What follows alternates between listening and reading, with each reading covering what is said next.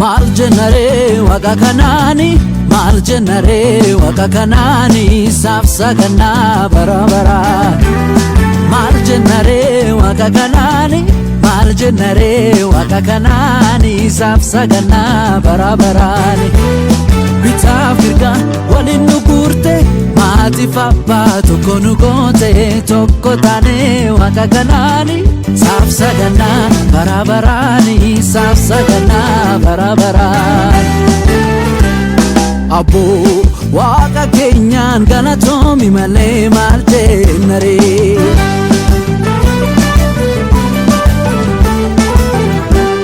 Abbo Yesuus kiyyaan galatoomi malee maal jennare.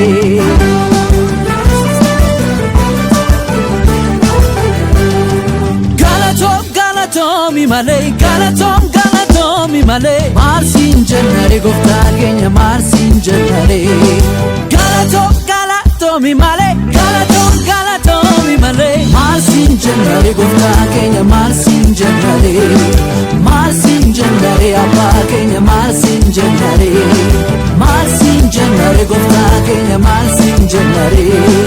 Marsin jennare abbaa keenya marsin jennare.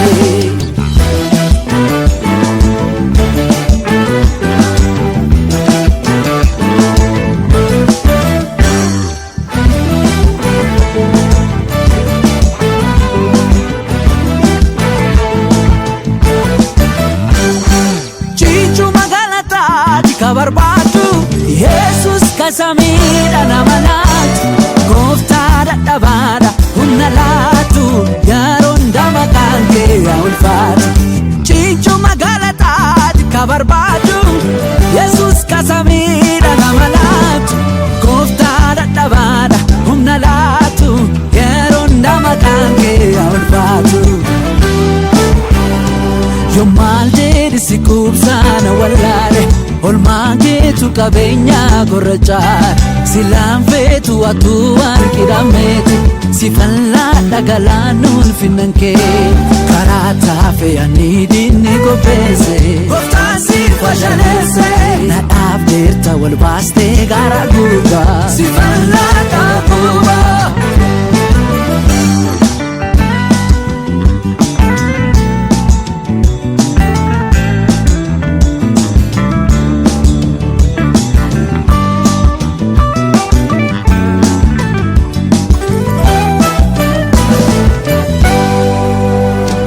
Marjenare waga kanani, marjenare waga kanani, safsa kana barabarani.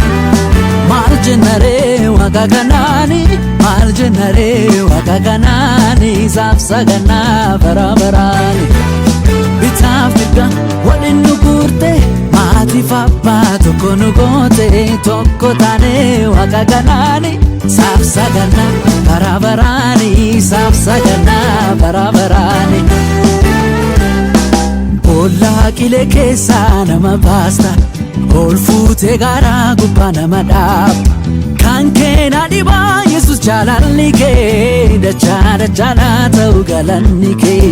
Kan keenya dhibaa Yesus jaalalli kee, dachaa dachaa ta'u galanni kee. Bolla qile keessa nama baasta, ol fuutee gaara gubbaa nama dhaaba. Kan keenya dhibaa Yesus jaalalli kee, dachaa dachaa ta'u galanni kee. Kan keenya dhibaa Yesus jaalalli kee, dachaa dachaa ta'u galanni kee. Galatomi malee, galatomi malee, marsin jennare gooftaa keenya marsin jennare.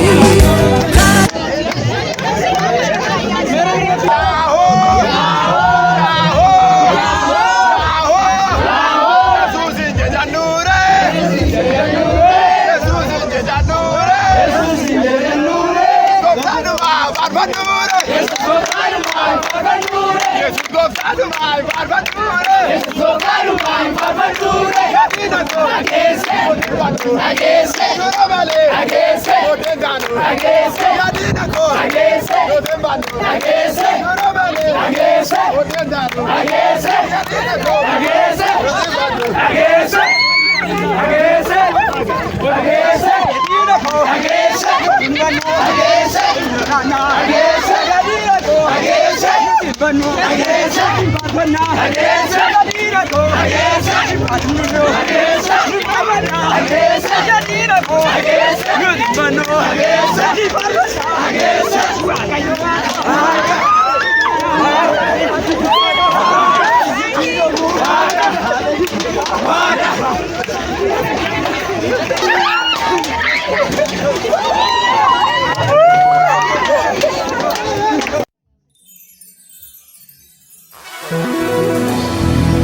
Gafadada doda, gafada ba michuda, make alafa kase make a galman gae, wae sadu bachuni sudande,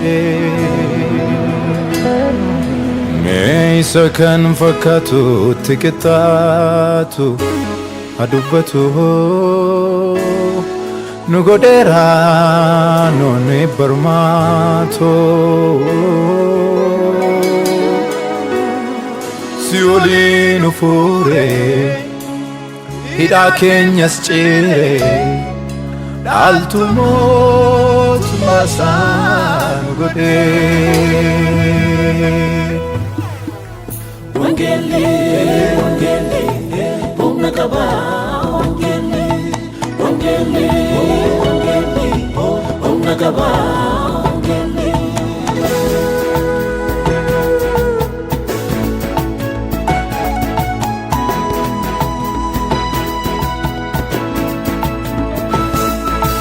Kaniti mormani utuma jirani karambaname Dofumma chubbuti utuma jonjof nuti jibaname Kaniti mormani utuma jirani karambaname Dofumma chubbuti utuma jonjof nuti jibaname Wangeli kuni daika Nutu isanjiraneka Eso manale mitire Nutu sapesu nutakana garre Wangeli kuni daika Nutu isanjiraneka Eso manale mitire Nutu sapesu nutakana garre Nutakana garre Nutakana garre Nutakana garre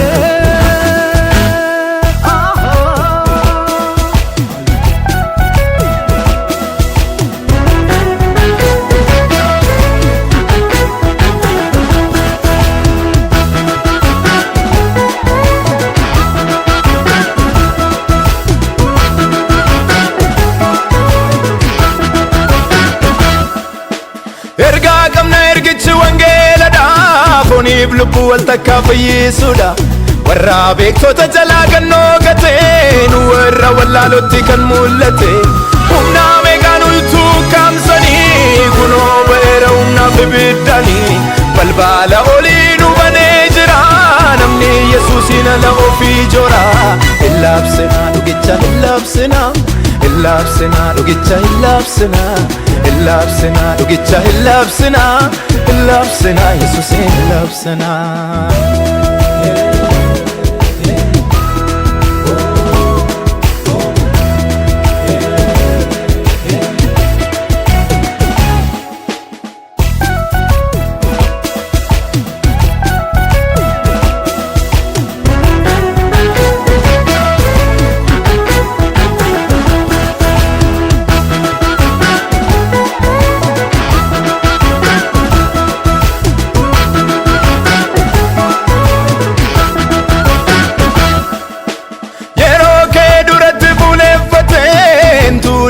ibiddi chadaabate qotni wangeela irratti wareegame uumaa fi achitti sukkaanfame aangoo du'aa duratti kan dhaabatu warri isatti amanan isa eeggatu kunoo nu baasee ragaa du'aa jalaa jooraan isatti hirkateet baduu oola har'aas jira lubichi kakuu haaraa bantuun hundumaa harka isaatti baatee jira warra kansaa eenyuufaan yellaasisee araara isaa mirga isaa nu dhaalchisee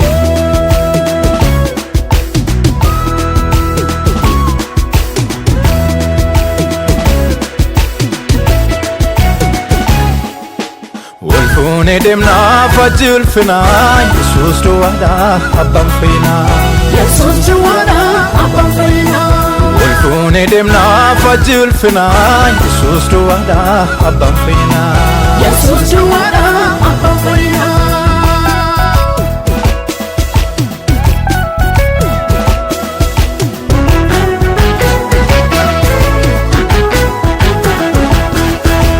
Wangeli kuni daika Kutu isan jiraneka Eso manale bitire Kutu salpesu nutakana garre Wangeli kuni daika Kutu isan jiraneka Eso manale bitire Kutu salpesu nutakana garre Nutakana garre Nutakana garre Nutakana garre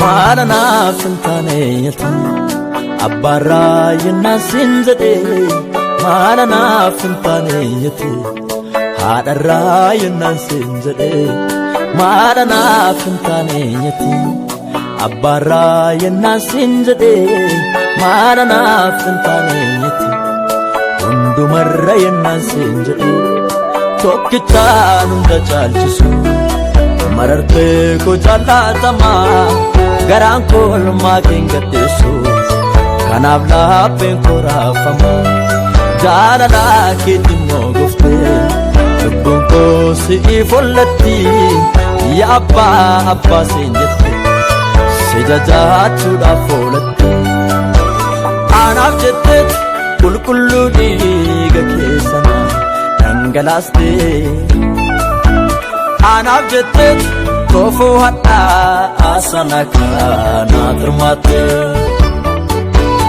Anaaf jetteet listee dhufte ulfina kee guddaa sana Na barsiiste waan hundumaa kun akkas miti jette akkana Anaaf jette dhiiga hedduu bariisiste dukkan hedduu Du'aan biste jireenya naaf gumaachite fudhu hedduu Nagaa koo fayyinaa koo bara baraa Abbaa koo jaalalli kee nama daraa Dhiigi kee luba naa baasee birmaduu Yoomillee tolli kee na keessaan baduu Nagaa koo fayyinaa koo bara baraa Yesus koo jaalalli kee nama daraa Dhiigi kee luba naa baasee birmaduu Yoomillee tolli kee na keessaan baduu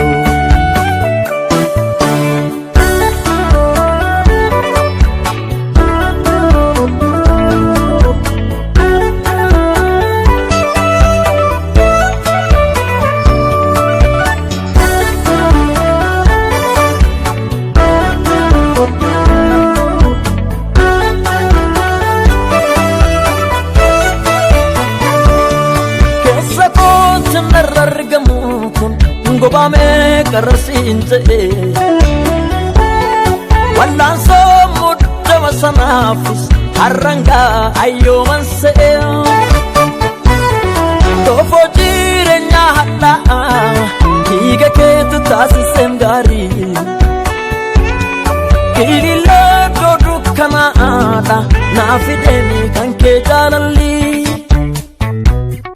Nagaa koo fayyinaa koo bara baraa Abbaa koo jaalalli kee nama daraa Dhiigi kee luba naa baasee birmaduu Yoomillee tolli kee na keessaan baduu Nagaa koo fayyina koo bara bara Yesus koo jaalalli kee nama raraa dhiigi kee lubana baase birmadhu yoomillee tolli kee na keessaan badhu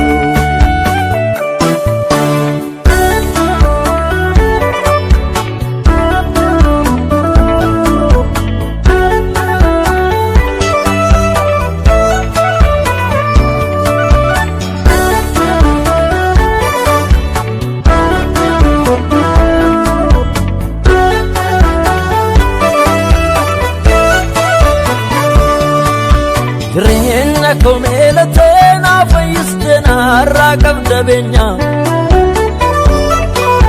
ilaalcha koos geeddartee na barsiiste naamusaa jireenya isaanitti abdii kutee na bariisiste dukkana gurraacha kanaaf fachuun feena kee wedduu galataa koosii gumaata Jireenna koo meelatee na fayyiste na har'aa qabda beenya ilaalcha koos geeddartee na barsiiste naamusaa jireenya isaanitti abdii kutee na bariisiste dukkana gurraacha kanaaf fachuun feena kee ilillee galataa koosii gumaata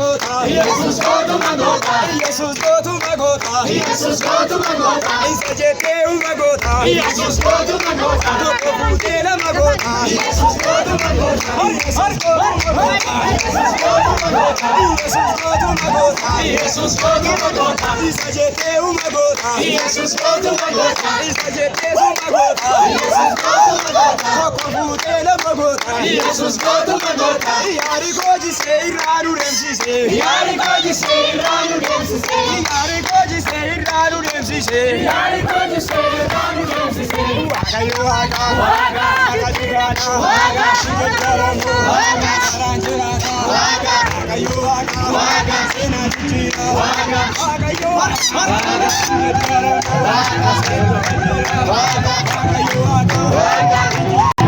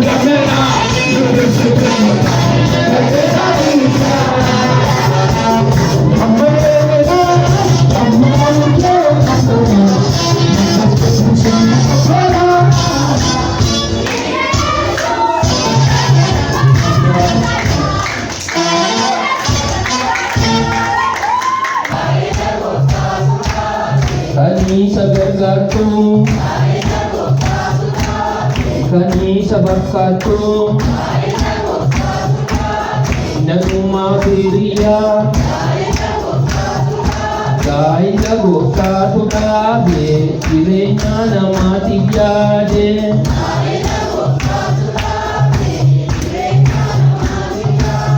seera gooftaan hafe tokkummaa gaa'ilaa balleessuun hin ta'u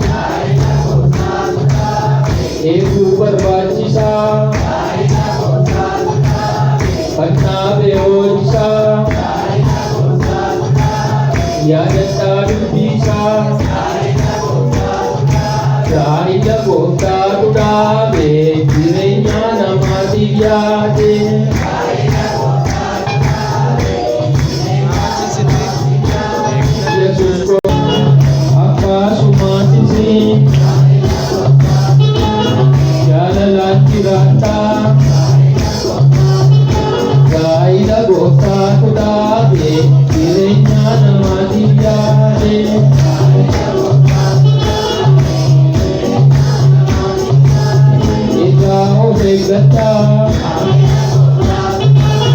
jireenya keessanii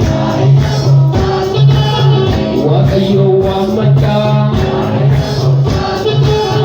yeroo dhumaa hundaa kadhannaa qabaadhaa gaa'ila gooftaatu dhaabe jireenya namaatiif yaade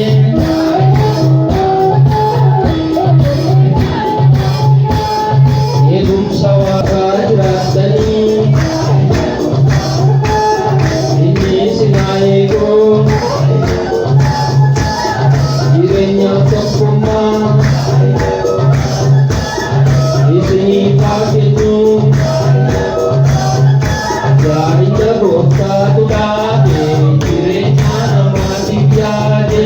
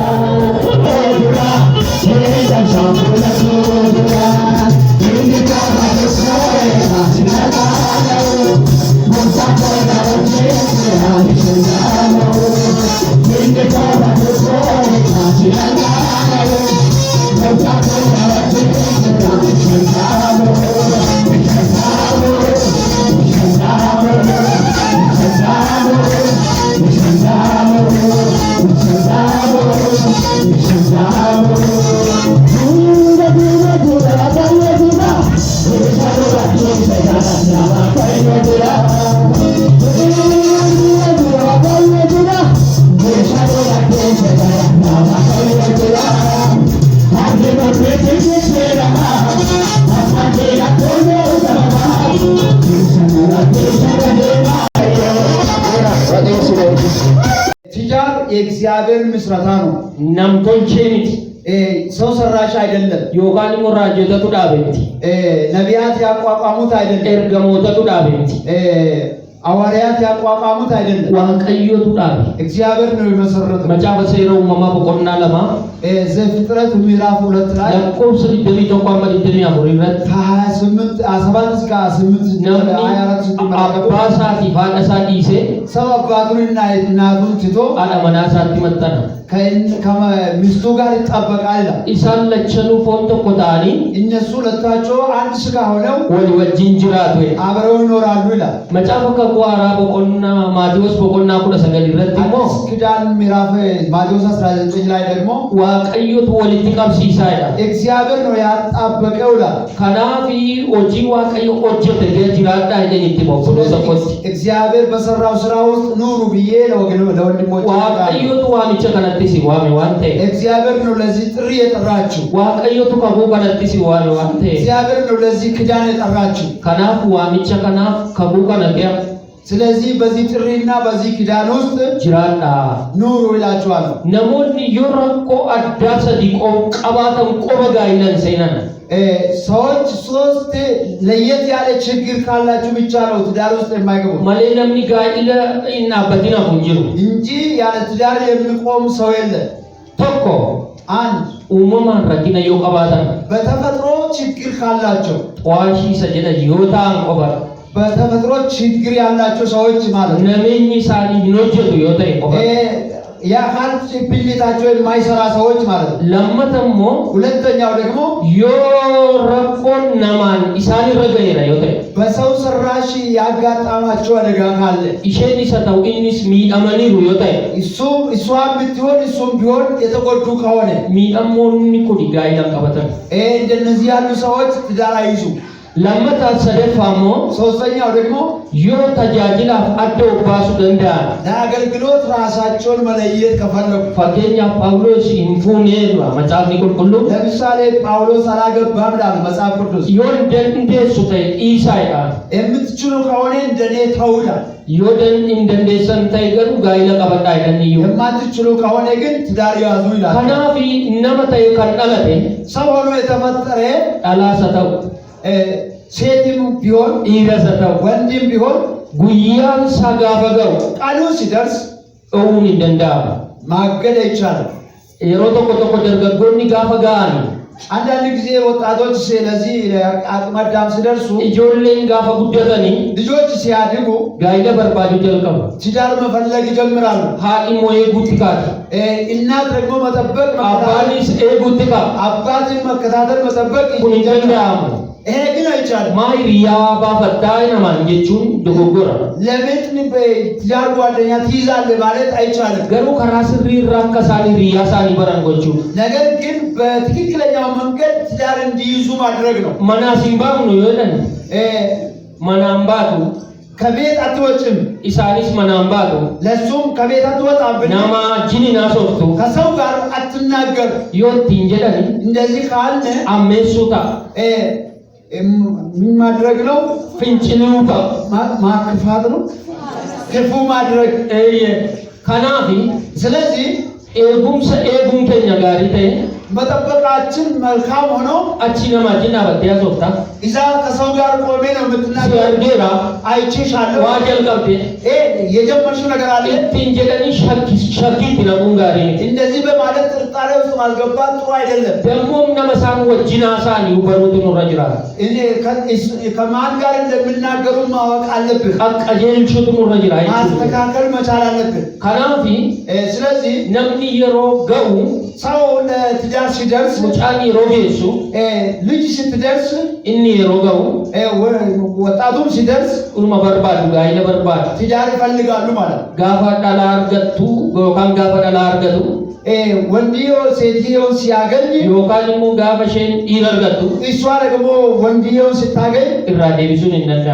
መመለስ አይቻልም አቀጀልችነ አስተካክለ አከ ወልዳትስ እንደ ቤተ ክርስቲያን አከ ማቲ ኬኛትስ እንደ ቤተሰባችንም ጋይለት የገልችቱ ነው ረጅራ ወደ ትዳር እንዲገቡ ማበረታታት ዋን ሀማን ቶኮ ጅራ ወልዳቂያ ዋንቲ ሀማን ዋን በርባችን የማይገቡ ነገር ቤተ ክርስቲያን ውስጥ አለ አበሉን ይንፎቱ እከሌን አታገባ አበሉትሙ ይኔሮ ለገሪ አትልም ሁንጋሪት ጥሩ አይደለም ነምኒ ሰው ነው ሰው ነው ቆሞዳን ከነን አደወል ባሰን ወረብየ ለባስ በዘር ሰዎችን የሚያበላልጡ የዓለም ሰዎች ናቸው ማለ ኑቲ ቀቀጀል ቹራን ከናፈ ማለ ከአበሉን ይንፎት አበሉን ትኔሩም ተዮጀነ እኛ ማስተካከል እንጂ ከየከሌ ጋር ከየከሌት ጋር ትዳር ማቋቋማት ይችሉ ብንል ጋሪት ጥሩ አይደለም ኤጋ ጋኢሊ ጋይለ ሴኑኒ ትዳር ውስጥ መግባት ማቲ አራቃበቹ አዲስ ቤተሰብ መፍጠር ነው ፖሊሲ ከኛ ደሳለኝ ወንድማችን ደሳለኝ ፖለቲን ከኛ ጅጋዮ ሂታችን ጅጋዮ አራጀል ቀበኒ ከዛሬ ጀምሮ ማቲ አራ አዲስ ቤተሰብ ናቸው ዴቢ አገላ ማለቲ ወጀታኒ ኢሺስኒ ወደ ቤታቸው ተመለሱና ግቡ ብትሉ ይላገሉ መከነ ጉላ ቦርድ ዴንት ወጀታኒ በርባኒ ነው እዚህ አድራቸው ነገ ሂዱ ብትሉ ይሮ ገይ ጊዜው ደርሷል የሮቱ ገይ ጊዜው ደረሰ አዲማናን ሲያቂ የሲያቅ ባለቤት የሮጎ ፍታን ሳደቄ ሲያቂ በርባዱ የአብርሃም ሎሌው ሄዶ ለሲያቅ ሲፈልግ እንደምታ ወጅ እንደምታ ንጋብ ከሱ ጋር መሄድ ትፈልጋለህ አማጀል ከበንዱ ካባይተ ከዛሬ ጀምሮ ሄድን ከተላለሁ ሄዳለሁ አለ ማቴኒስ ባየዱ ከረረውን ጋር እንጂ ቤተሰብም ከነሱ ላይ መንጠላጠል አስፈላጊ አይደለም ማይሩም ተጁን ከኛስ ጋር እንጂ ለምን ወደ ትዳር ገባሽ ማለትም አስፈላጊ አይደለም ቆማ ቆሜ ከሰገላችሁ ስለዚህ ዝም ብለን ቆሜም አይነፋም ቅሬታ ቤተሰብ ወደ መፍጠር እየሄዱ ነው ከነድዋምት ይሄ ብቻ አይደለም አራጀል ቀበኒ አቡማ ጋር ያፍረቻጅ ከዛሬ ጀምሮ የትዳርን ባለቤትነት እየተቀበሉ ነው አቁም አዳሚኒ ዋቀዩ የዋኒ ነው ጀቴ አዳሚ ብላቴ ልክ እግዚአብሔር አዳሚን ሔዋንን ሰርቶ ለአዳም እንደሰጠው ጀሬን ከነ ዋቀዩ ኦጀቴ ወዲ ብላቴ ዛሬ እነኚህ ወገኖችን እግዚአብሔር ሰርቶ ለእርስ በርሳቸው ተሰጥቷል ከናንዱ ደሳለኝ ደግሞ ባየ ጃለቴ ረታ ከዚህ በፊት ደሳለኝ ሌላ ሰውን በጣም ወዶት ሊሆን ገሩ ዋቀዩ ነው ጀኔ ግን እግዚአብሔር አልሰራለትም እጅጋየም ደግሞ ባየ ጃለቴ ይታል እጅጋየም ብዙ ሰዎችን ወዳ ገሩ ዋቀው ነው ጀኔ ግን እግዚአብሔር እሱን አልሰራላት አራጀል ቀበኒ ኦጀታሙ ደጀሪሁን ከዛሬ ጀምሮ ግን የተሰሩ ናቸው እነኚህ ሰዎች ኦጀታማኒ ወሊ ብላተማን ተሰርቶ ነው በእግዚአብሔር እጅ ተሰርቶ ነው የተሰጣጡት ከናፊ ጋይሊ ሰልፋም ከኒንታይኑ ተገርሲሰቹ ስለዚህ ትዳር ቀላል እንደሆነ ከዚህ ውስጥ እንመለከታለን ገሩ ከነቴት ዋናን ዱበቹ በርባድ ነገር ግን በዚህ ውስጥ መናገር የምፈልገው ጋይሊ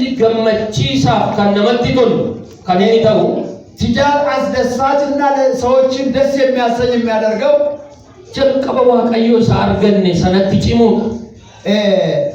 ከእግዚአብሔር ካገኘነው ነገር ላይ መጠንከር ነው ዋቀዮ ትጭሙ ወደ እግዚአብሔር መጠንከር ነው ተኩማ ዋቀዮ ጅኒ ትጭሙ ደጀቀው ከእግዚአብሔር ጋር ያለንን ጥንካሬያችን ህብረታችን ማለት ለማፋኒሞ ሁለተኛው ደግሞ ተኩማ ወሊ ወጅኒ ትጭሙ የእርስ በርሳችንን አንድነት ማጠበቅ ነው ጋይሊ ተቆጠቆ አንዳንድ ትዳሮች መና ወልጋተኒ መናን ወልጋተኒ እናኒ ቤት ከደረሱ በኋላ ለበረቱን ቀብዱ ወዲህ ጀሉ የተባትሽ ነው የምትሄጂ ነው ታይ ትጅራ ቁጭ በይ ይላታ ወልዳስ ነቱ ትጅራ ተቆጥቶ ቤተ ክርስቲያን ትይጂ ብላ ተጃጅልቱ ትጅራ አታገለግይ ብላ ዋንቤን ነው ባየ ቀብና የምናውቀው ብዙ ነገር አለ አማ ፎሉት ዲሪ ተቆጥቶ አንዳንድ ወንዶች እስከሚያገቡ ድረስ ባየ ጭሙ ላይ ነው ባየ በጣም በክርስትና ህይወታቸው የጠነከሩ ይመስላል ማና ወልቴ ሰኔናኒ ቤት ከደረሱ በኋላ ግን ቁጥጥሩ ይባይሱ ሌላ ቁጥጥር ይጀምራል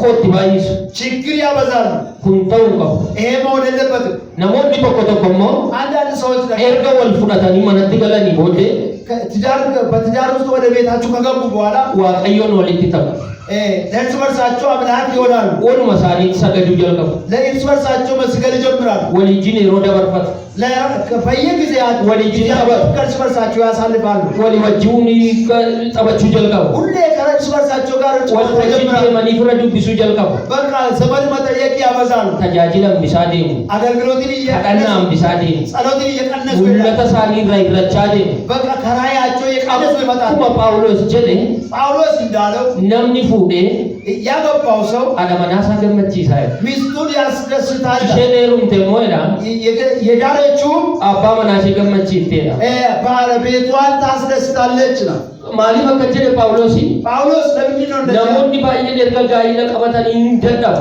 ብዙ ሰዎች ትዳር ከያዙ በኋላ ይደክማሉ ገመቹ ጉዳት ገሉ ራንጋይ ትልቅ ደስታ ከመግባታቸው የተነሳ ኮኩማ ዋቀዮችን ኢሳዴ እግዚአብሔር ያላቸውን ህብረት ቀንሳል ኮኩማ ወሊሳሪ ትሲሞ ላቡ ጀልቀቡ ጋር ኮኩማ ዋቆሊሳ ከዛ በኋላ ደግሞ የእርስ በርሳቸውን አንድነት የላላ ይመጣል ካናፍ ጫላት መነ ዋቀዮ ከጀጀባ ቹቀቡ ስለዚህ ይበልጥ በእግዚአብሔር ቤት ውስጥ መበርታት አለባቸው ዋንገ ገባባ ሸነንቶ ኮዱበት ራወጣ አጫጭር ነጥቦችን 5 ነጥቦችን ነግሬ አቆማለሁ ጋኢል ማሊኒ ትዳር ምንድነው ጋኢል ማይ ትዳር ምንድነው ቶኮ አንድ ወሊት ቀብም ሰዮካን ወሊት ቀምስ ዋቀዮቲ የእግዚአብሔር መጣበቅ ነው ሆኖ ወሊት ለማምቲ እነዚህ ባለ ትዳሮች በማስትሽ በተለያየ ነገር የታሰሩ ሳይሆን ጁቢ ዋቀዮቲን ሰገሌ ዋቀዮቲን ወሊት ለማን በእግዚአብሔር ቃል ነው በእርስ በርሳቸው የተጣበቁት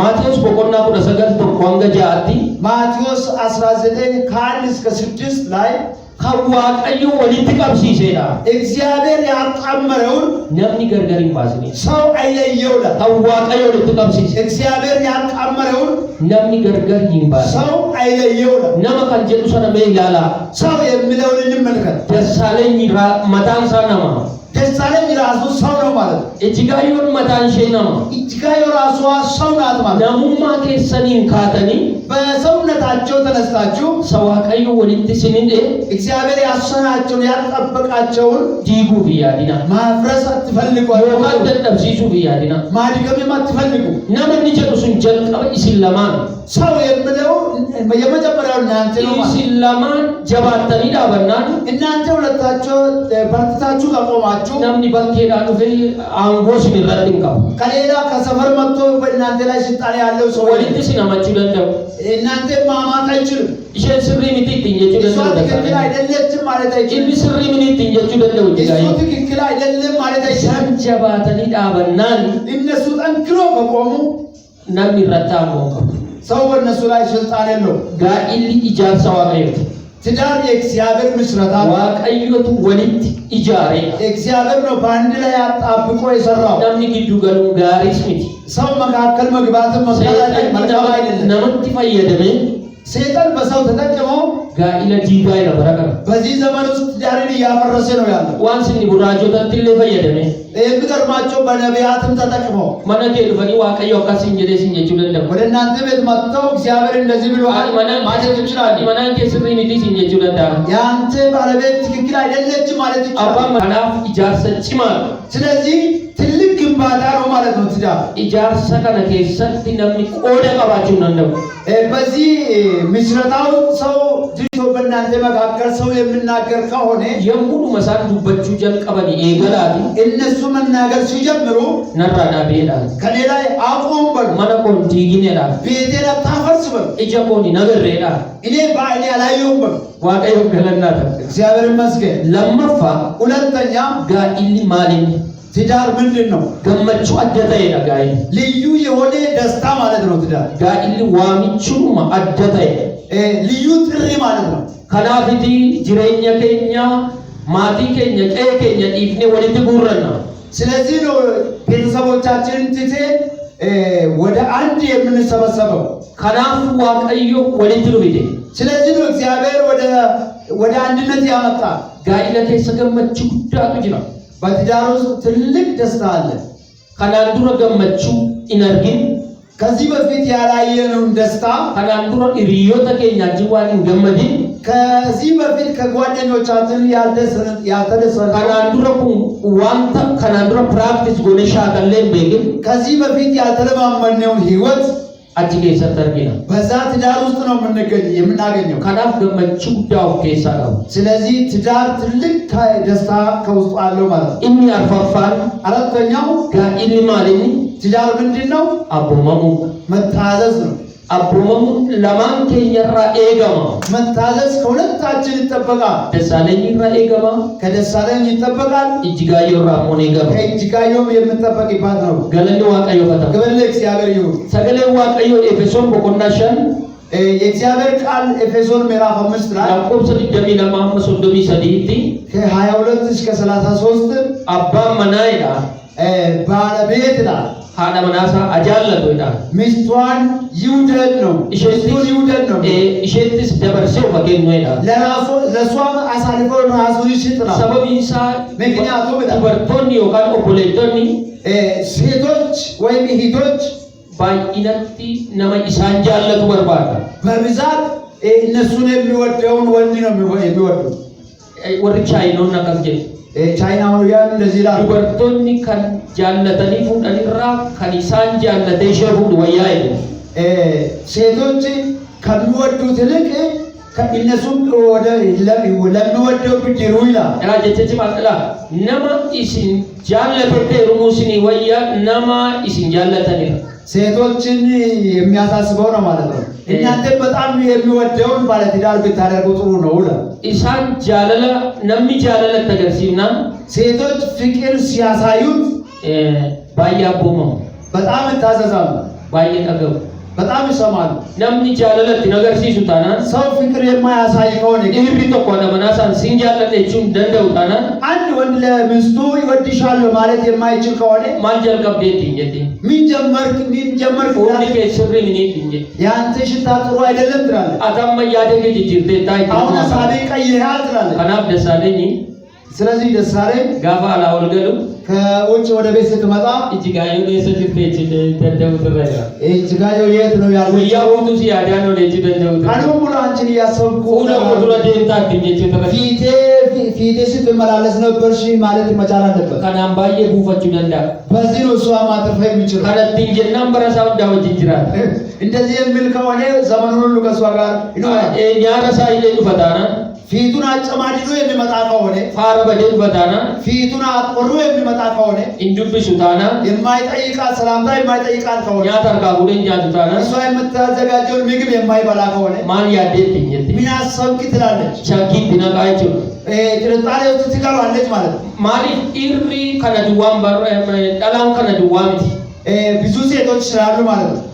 ከምብራን ዳላኒ ነማ ኢሼ አቦ ሙሲን በርባቲ አንዳንድ ጊዜ ደግሞ ሴቶች የሚያዙትን ባሎችን ትፈልጋለች። ኢሪሲሞ ነመጭ ሳፋጀ ጀሙ በርባዳ ወንድ ደግሞ የምታዘዝለትን ሴት ነው። በዳላኒ ጃለለ በርባደኒ ሴቶች ፍቅር እንደሚፈልጉ ሁሉ ኢሪሞ ነመጭ ሳፋጀ ጀሙ በርባዳ ወንድ ደግሞ የምታዘዙትን ነው የሚፈልገው። ነመጀለ ዱበት በርባዳ የሚከራከሩትን የሚጨቃጨቁትን አይፈልግም። አባወራ ባለቤት ስለሆነ ነምኒ ጀለ ዱበቹ ሰተካ በርባዳ በቃ ክብር ይፈልጋል ማለት አዲ መና ኦጀቴ ላቹ ቢር ሴቶች ዋጎቹ ምግብ ሰርተው ለወንዶች ከመስጠት ይልቅ አካሸንገጀቱ በርባዳ ዝቅ ብላ እንድትኖረው ጀለ ዱበቹ በርባዳ ቅራኔ ወይም ክርክርን አይወድም። ካላ ኢሪ ቶኮ ቶኮ ወልቂጤ ዱበቱ አንዳንድ ጊዜ ወንዶችና ሴቶች እኩል የሚናገሩበት ጊዜ አለ። ኢሪ ያው ዱበቱ ወንድ ሲናገር ዱበርቶን ሙአፋኖ ዋንታይ ሳልሞ ኩዳ ዲደመ ዱበቱ ታና ሴቶች ደግሞ በቃ 20 የሚናገሩ ከሆነ ኢሪኒስ ወንድ አይተው ቀልቢ ዲዲረተ ወርመለ ተመልሶ ሲያይገው ማለት ዱላ ወርባደዳ ይችላል ዱላ ይፈልጋል ማለት ነው። ወሬ ባይችው ጎት ተደባደቡ ለማለት አይደለም። ባዬ አጌፈችው ቢራ ፌሮላችሁ ጋር ሴቶች ወንዶችን ማዳመጥ መቻል አለባቸው። ክርስቶስ መታ ወልዳ ክርስቲያና ቁመታይ ክርስቶስ የቤተ ክርስቲያን ራስ እንደሆነ ሁሉ አዲማ አባ መናሞ መታ ለማናቴ ሚስት ደግሞ የትዳሩ ባለቤት ለማኑ ሳኒ ወዳምና ክርስቶስ ሁለታቸው ደግሞ የክርስቶስ አካል ናቸው።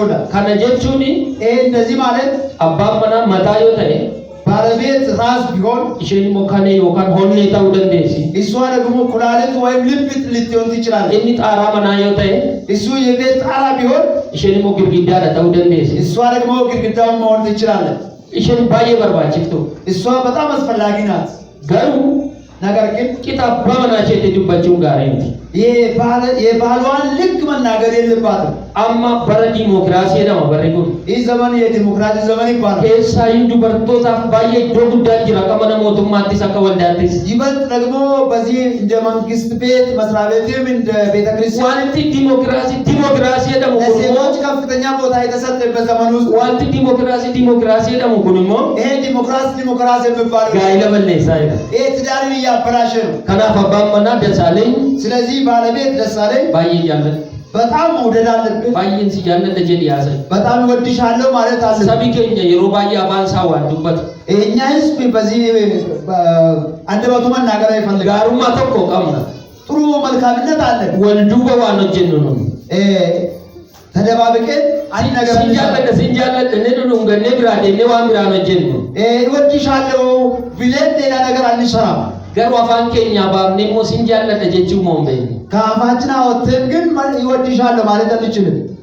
ተውስ ገሩ በሩት ነው ረጅራል ቢሆንም ግን መልመድ አለብን። አባ መናቆኒ ሞ አቦመሙ ተረጅራ ሳኒ ሞ ሴቶች ደግሞ ለባሎቻቸው መታዘዝ አለባቸው። ከናፊ ወልጃለችም ወሊያጀጀሙ ዋን ጉዳይ በፍቅር መኖርና መታዘዝ ትልቅ ነገር ነው። ከሰትዩ በተለይ አማ ጋኢላ ከነ ከሰቲ ማና በሩምሳ ጋኢላ ከነ ከቱርተኒት በዚህ በትምህርት ቤት በትዳር ትምህርት ቤት በምትኖሩበት ዘመን ውስጥ ባዬ አመነጠኒ ዋበረቻ ደምተኒት እየተማራችሁ እስከምትሄዱ ድረስ ባየው ቀቡቱ ስራ ይጅራ በቃ ራሳችንን መግዛት መቻል ኮሌጅ ተቆ ይሮገለኒ አንድ ኮሌጅ ስንገባ በረተኒ እንዲፈመኒ በው ተምረን ተማርቀን ወጣን። ዩኒቨርሲቲ ተቆ ይሮገለን በረተኒ እንዲፈመኒ በው አንድ ዩኒቨርሲቲ ስንገባ ተምረን ተማርቀን ወጣን። ጋይለ ከሰ ይሮገለኒ ሞ በረተኒ ባራ ትዳር ውስጥ ስንገባ ግን ተምረን ተማርቀን እንዲፈመኒ ስንቱሙራና በምርቃት ማንና አንጨርስም። ጸሉ መጀደኛ በሮፊት ወሊራ በረተ እስከ ዘላለም እስከሚኖሩት ድረስ ከእርስ በርሳቸው ይማራሉ። ጸንጀን ወለጌፈችሁ ወሊራ በረችሁ ራን ከነደ እርስ በርሳችን በመደማመጥና ከእርስ በርሳችን ከመማር ይልቅ ወሊከኛ ባዬ ሰልብነ ላሉ ጋር እንት እርስ በርሳችን አቃለን ማየት ጥሩ አይደለም። ሸነፋ አምስተኛ እኒ ሸነፋኒ ኡመማ ዋቀዮት ለማንከኛ ይተቁማ እግዚአብሔር በፈጠረን በእግዚአብሔር ፍጥረት ሁለታችንም አንድ ነን። አባ መናፈቲ መና ባልና ሚስት ኡመማ ከኛን ተቆ በፍጥረታችን አንድ ነን። ከናፍ ጋይለ ከሰት ምርዶ ወልቂጤ ቀምና ድርገማ ወልቂጤ ቀምና በትዳር ውስጥ ሁለት እኩል መብት አለን ማለት ነው። አላ ዋንታ ደቢ ሴት ስለሆነች አባ መና ገደሚቲ ከባል በታች አይደለችም። አባ መና ዋንታ ይሞ ባለቤት ስለሆነ ደግሞ አዳ መና ወልሚቲ ከሚስቱ በላይ አይደለም። ምርዶ ወልቂጤ ቀምና ድርገማ ወልቂጤ ቀምና ሁለት እኩል መብት አለን፣ እኩል ግዳጅ አለብን። መቃዱ መዳላታ ተቢ እሷ ሴት ስለሆነች እንሞ መቃዱ መዲራታ ይቢ እሱ ደግሞ ወንድ ስለሆነ ገራገሩማ ሁንሱም ጋር ልዩነት መፍጠር ጥሩ አይደለም። ሁሉም ትገኛ ጋኢለ ከሰት ወልቂጤ ፈየደና ሁላችንም በትዳር ውስጥ በእኩል ነው የምንጠቀመው። ወልቂጤስ ሞቱማ ዋቀዮትስ ገላ በእኩል ነው ወደ እግዚአብሔር መንግስት ለፈረጥሲ ምርዲ ከኛ ድቀሚ ከኛ ወልቂጤ ነው። በዚህ ዓለም ላይ ድቀሚ ከኛ ማን ነው? ለማን ከኛ ኮፔ ከመጀረ የእግዚአብሔር መንግስትም ለሁለታችን ነው ተዘጋጅተዋል። አነን ዳጋ አይሮ ተቆ ነን ዳጋ ነን አንዳንድ ጊዜ እሰማለሁ አኒማሉ ማፈናላታ የኡማሜ ነው። እኔ ለምንድን ነው ሴት ሁኜ ta'e እኔ ወንድ ቢሆን ኖሮ ይላሉ ሴቶች። dhalaan hin jiran taanaan dhiira duwwaatu lafarra guutaa. ሴቶች ባይኖሩ ወንዶች ብቻ በዚህ ምድር ላይ ይሞላሉ። argamni keenya dhalaaf dhiirarraati. የኛ መገኘት ከወንድና ከሴት መካከል ነው። hundumti keenya bu'aa gaa'ilaati. እነኚህ የህዝቡ ብዛት ማለት ነው የትዳር ትርፍ ነው ማለት ነው። gatii ofitti laachuun gaarii. ለራሳችን ዋጋ መስጠት ጥሩ ነው። abbaan manaa manaatti gatii laachuun gaarii. ባለቤት ለሚስቷ ዋጋ መስጠት ጥሩ ነው። ati mana abbaa manaa isheetti gatii laachuun gaarii.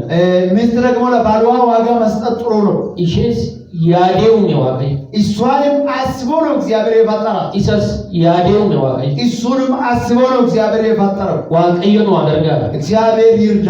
manuma namaa yoo dhanne manuma namaa nama da'e dubbisuu yoo dhanne የወለዱ ሰዎችን መጠየቅ ብንሄድ maal godhattee inni rakkinna maal godhattee ምን ያገኘ ወንድ ነው ሴት ነው ብለን ነው የምናስበው። dhiira moo durba godhattee ittiin jenna ወንድ ነው ሴት ነው ያገኘ baga waaqayyo si hiikeettiin hin jenna.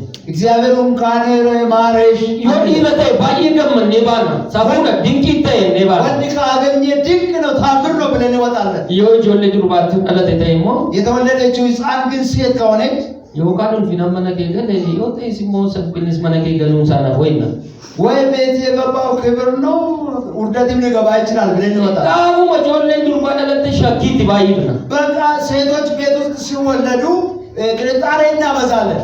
kun ta'uu qabu. ይሄ መሆን የለበትም። hundumti keessan waaqayyo duratti nama duratti wal qixxee ሁላችሁም በእግዚአብሔር ፊትም በሰው ፊትም እኩል ናችሁ። akka barbaadde taanaan har'aa jalqabee anatu si bulcha yoo jettee si buluu dhiisuu dandeessa. እንደፈለግሽም ቢሆን ከዛሬ ጀምሮ እኔ ነው የሚያስተዳድር xurii koo jala to'annoo koo jala yoo jette sirrii miti. በእኔ ቁጥጥር ስር ነኝ ብትል ትክክል አይደለም። hundumti keessan wal to'achuutu isinirra jira. ሁላችሁም እርስ በርሳችሁን eeyyeeffatamu. እግዚአብሔር ባርካ። kanaaf obboloota keenya ወንድሞችን Dassaalenyi fi Jigaayyoo ደሳለኝንና እጅጋየሁን mana waaqayyoo keessa በእግዚአብሔር ቤት ውስጥ jabaatanii በርትተው waan akka warqee kana jedha በዚህ ወርቅ የሚመስለው ህይወት ውስጥ waan namatti tolu gaa'ila kana jedha ደስ በሚለው ትዳር ውስጥ jabaatanii akka dhaabataniif waaqayyo isaan gargaara. ጠንክረው እንዲቆሙ እግዚአብሔር ያግዛቸው። kadhannaa waaqayyoo. ጸልያለሁ። waaqayyo gaa'ilaa dhaabe. kanaaf haati manaa wal jaallatanii walii isaaniitii fi ulfina kennuun isaaniif hin ta'a. dhugaa walitti dubbachuunii fi adeemsa gaariidhaan walii isaaniitiif amanamanii jiraachuun isaan hin barbaachisa. kakaan abbaan manaa fi haati manaa waliif kakatan kan hin diigamne ta'uunsaa fi amanamummaa guutuun itti biyya lafaarratti hundee kanarra kan caalu jireenya gammachuu fi jireenya qananii qulqulluun waa'ee kennaa jaalalaa fi waa'ee gaa'ilaa kan nu barsiisu hin nageenya. jalqaba uumamaatti garuu waaqayyoo dhiiras dubartiis uume. sababii kanaaf dhiirri abbaa isaatii fi haadha isaa hin dhiisa, haadha manaa isaattis hin maxxana. isaan lachanuus foon tokkoon ta'u. egaa isaan lama miti, foon tokko malee. kanaafis waan waaqayyo walitti qabsiise namni gargar hin baasin jedhee gooftaan keenya Yesuus Kiristoos hin barsiisa. ergamichis immoo walii keessan gargaaruudhaan tokkoon namaa ba'aa ulfaataa walii baadhaa, akkasittis seera Kiristoos hin raawwattuu jedha. waaqayyoon keenya abbaan jaalalaan guutuu akka isin gammachiisuuf yaada tokkotti guutuu akka isin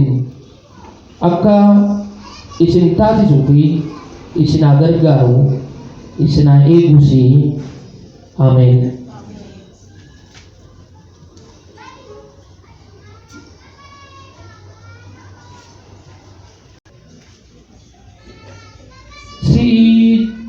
Dassaalenyi caalaa fuula isa hundumaa danda'u waaqayyo keenyaa fi fuula waldaa amantootaa kana duratti sin gaafadha.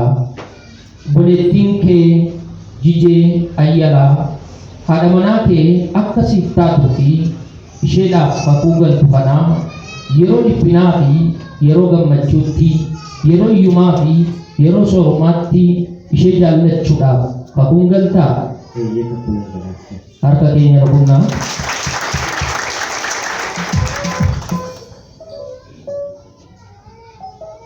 Si Jijee Ayyalaa fuula isa hundumaa danda'u Waaqayyo keenyaa fi fuula waldaa kiristaanaa kana duratti sin gaafadhaa. Obboleessa kana Dassaaleenyi Caalaa abbaa manaa kee akkasiif ta'uu fi kan isaaf kakuu galtu kana yeroo dhiphinaa fi yeroo gammachuutti, yeroo iyyumaa fi yeroo sooromaatti isa jaallachuudhaaf kakuun galtaa?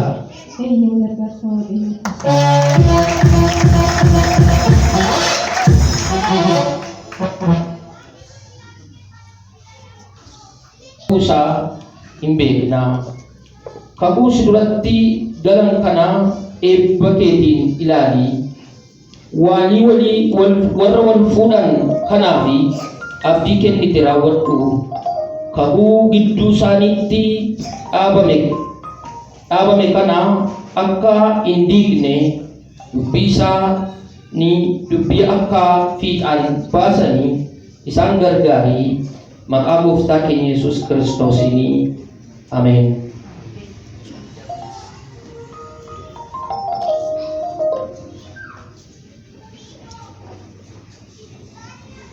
Kusiif galu yeroo dhiphinaa fi yeroo gammachuutti, yeroo iyyumaa fi yeroo soorumaatti si jaallachuudhaaf amma siin fuudha. Kanaafis Waaqayyo duratti mallattoo kan ta'u qubeelaa kana siifan kenna.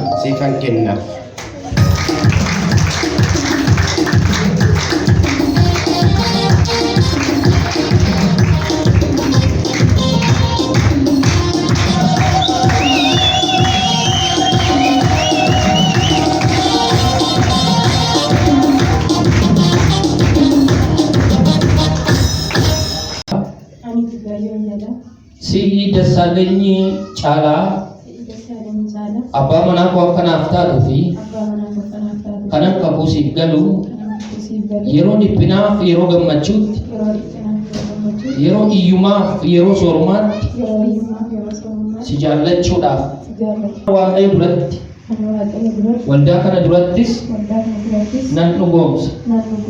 Kanaafis mallattoo kan ta'u qubeelaa kana siifan kenna.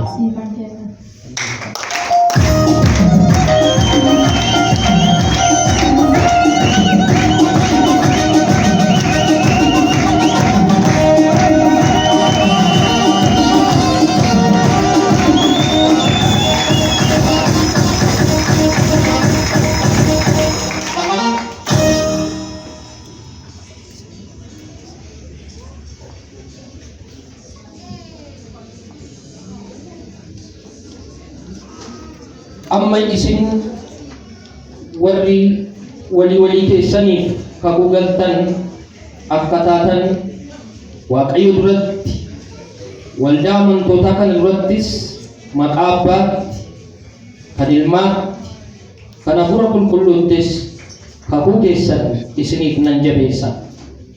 Waaqayyo isinii wajjin haa ta'u, dhugaa isaatiif sodaa isaatiin isin haa geggeessu.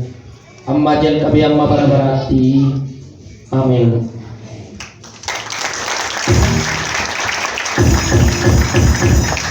Hin kadhannaaf obboloota keenyaa fi egaa gaa'ila keessa dhiitu malee danda'a waan hundumaa namni tokko hin dhalataa. Erga dhalate immoo utuu galma hin gahin, utuu manii tajaajilaa bira hin gahin hin duuti.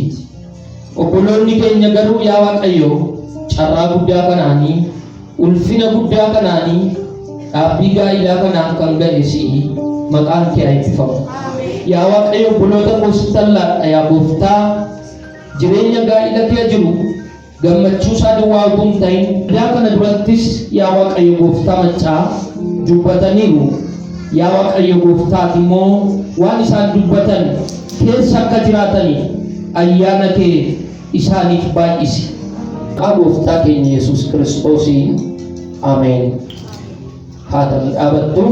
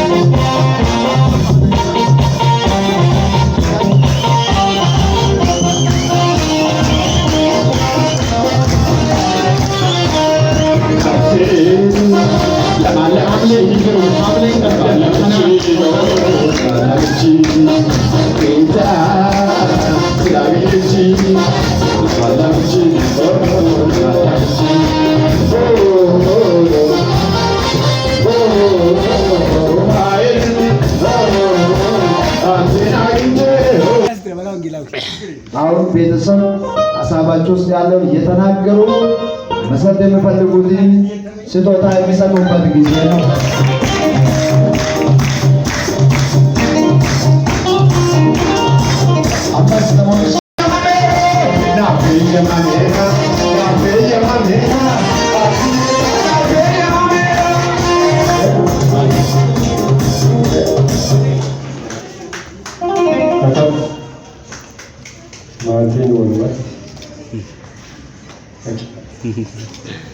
Maatiin wal makaanii kan naanneefidha. Akka isaanii. እሺ maatiin waliin gara kan kennan kennaa jiru namoonni sagantaa biratti yeroo ammaa kana sagantaa bilaagatuun darbe sagantaa xumuree darbe.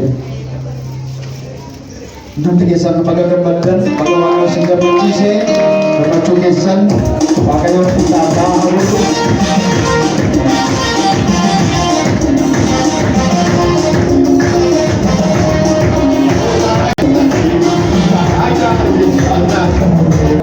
Keenya Dassaaleny fi obboleetti keenya maqaa ishee Jigaayyoo gammachuu keessa gammachuu keenya ta'e obboloonni keenya warroonni hiriyoonni kennaa jaalalaa wal qabnaa yeroo isaanii akkuma kanattoodha hunduma isaanii wal wajjiniin si wajjin jiraachuu keenya mul'inaa isinii gammanne irraa baay'ee nutti tolu jechuuf jecha hiriyoota muraasa wajjin keenya dubbachuu qabanne irraa haa ta'u keenya kana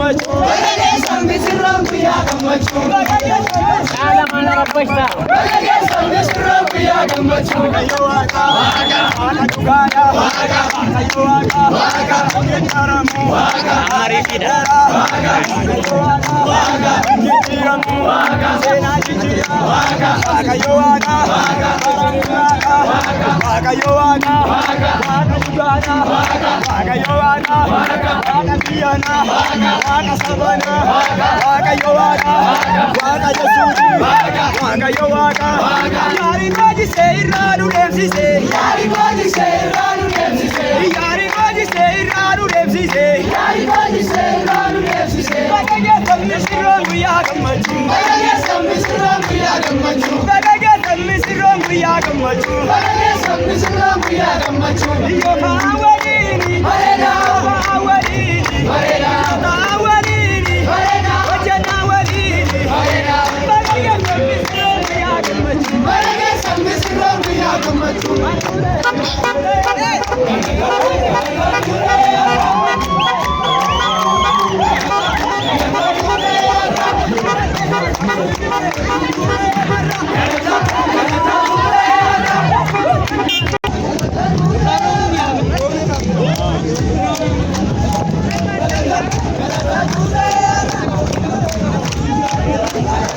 Kolfa sak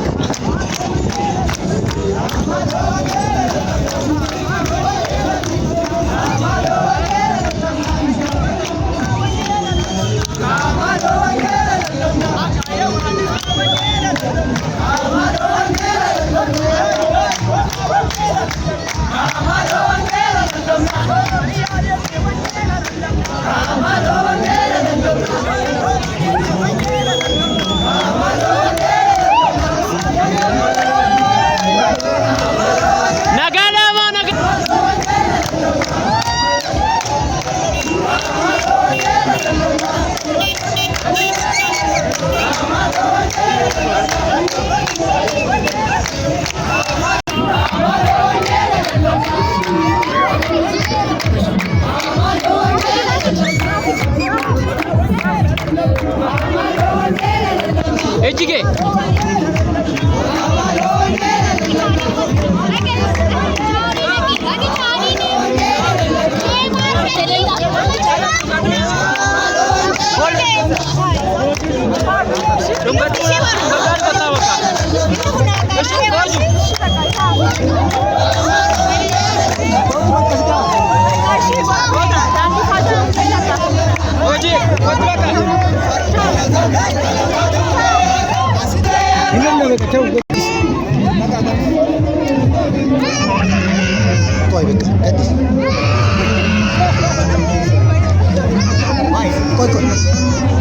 Baka deemna. Bakka ta'u. Asuma maal biyya kootu. Innuf. Bas.